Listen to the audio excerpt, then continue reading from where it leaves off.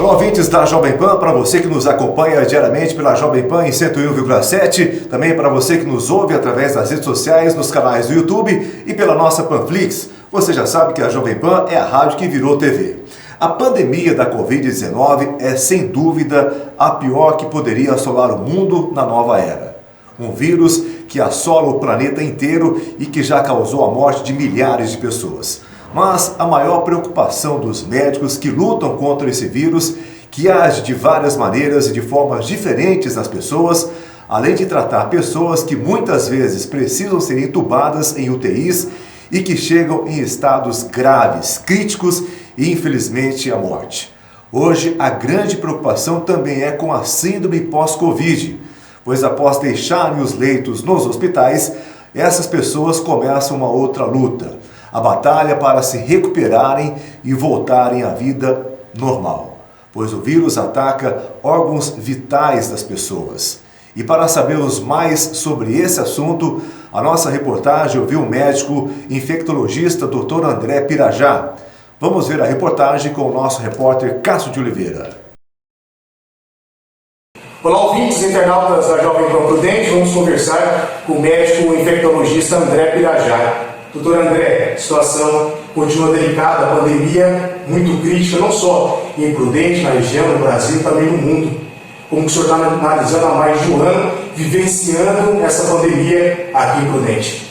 A pandemia ainda é existente. Precisamos entender que houve uma regressão das internações. Isso não quer dizer que não há casos. Os casos existem e pessoas cada vez mais jovens. Isso pode ser muito provavelmente devido ao reflexo da vacinação dos idosos.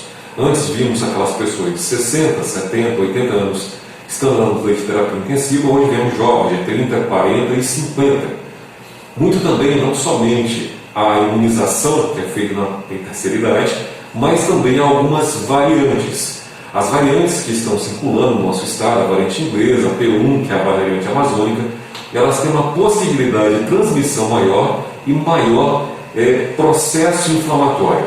E o jovem, por ser mais ativo, mais... E está na rua, está fazendo aglomeração, infelizmente, né, doutor André? É outro fato, né? Ela é uma variante, né? Com certeza.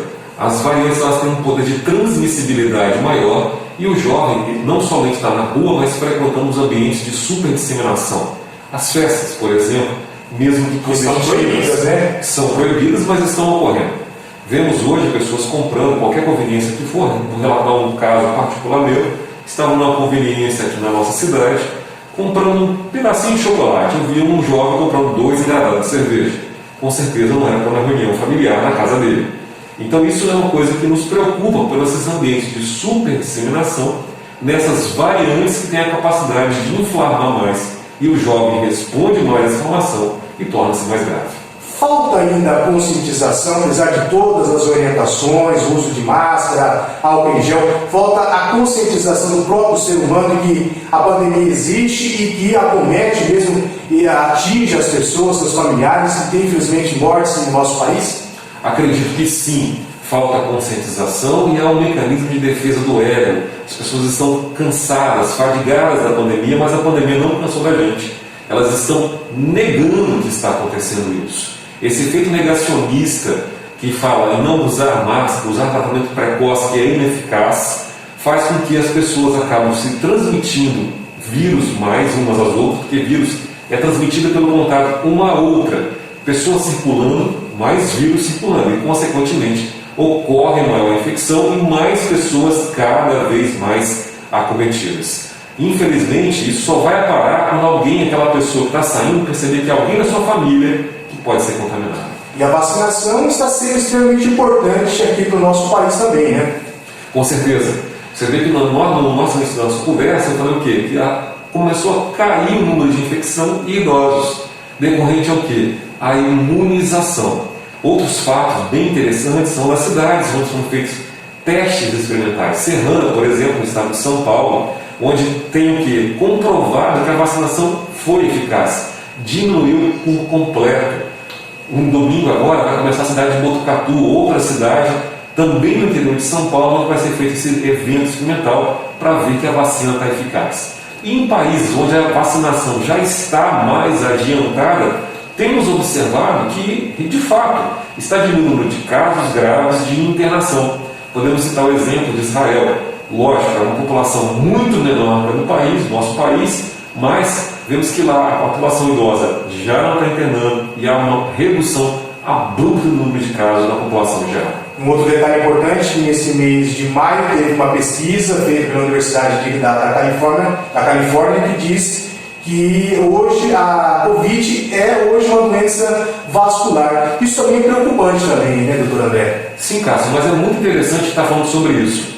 Observe que o Covid é uma doença, eu diria, mais do que vascular, ela é sistêmica. As pessoas têm a visão de que o Covid acomete somente o pulmão. De fato, diversos órgãos podem ser acometidos por essa doença nefasta.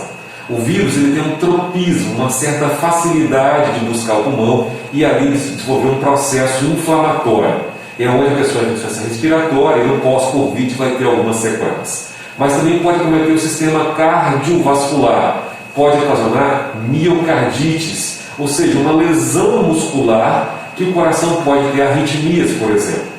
Pode acometer o pâncreas. As pessoas podem desenvolver diabetes mediante o Covid. Fala assim, mas a gente achava que era devido ao corticoide que é utilizado nos casos graves, mas hoje sabemos que é decorrente a isso.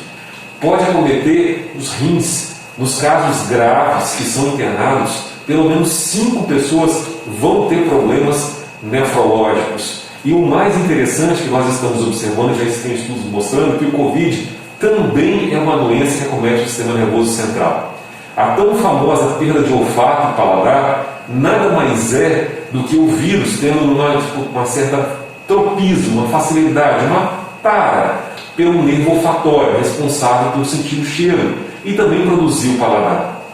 A tosse tão intensa que a Covid produz, que o paciente fala assim, nossa, eu estou com uma coceirinha na garganta, é justamente decorrente ao que ele está cometendo um nervo que produz a tosse. E há casos que a gente vê que mulheres, principalmente, sofrem mais de dores de cabeça. Pode ocasionar uma encefalite. Alguns pacientes queixam de esquecimento, perda de memória, ficam mais lentificados, ou seja, um acometimento sistêmico do Covid. E é claro, por ser uma doença inflamatória, vai acometer as paredes dos vasos, arteríolas, vasos pequenos, vênulas, que são veias pequenas, gerando um processo inflamatório multissistêmico no todo o organismo. Para fecharmos aqui nosso bate-papo, muito esclarecedor, doutor André, 2 pontos. Mais de 3 meses estudante, está com 100% das UTIs Covid lotada, e a homenagem que o senhor fez para a enfermeira Jussara Nonato, que é de Martinópolis e trabalha na Santa Casa aqui de Presidente Prudente. Esses 2 pontos, por gentileza. Isso a gente tem que ficar bem ciente. A primeira coisa que eu quero deixar bem claro para você que está nos vendo agora: UTI cheia significa que ainda há um alerta. O alerta é muito importante. Significa que lá está o amor de alguém. É o pai de alguém, a mãe de alguém, o irmão de alguém, o marido de alguém, que pode ser você.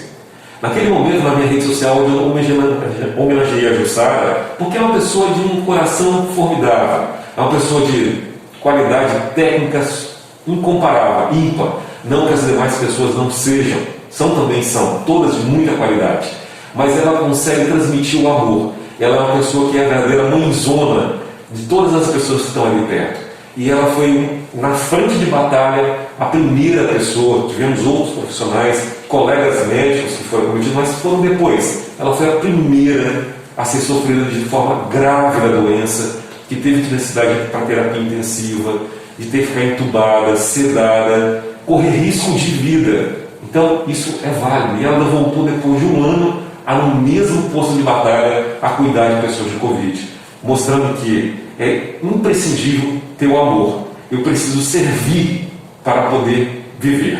Se eu não sou capaz de servir, eu não sou capaz de viver. Então, que possamos servir ao próximo, que possamos servir fazendo bem para o outro, e fazer o bem nesse momento é se proteger, para que esse ser humaninho da sua casa possa continuar vivo.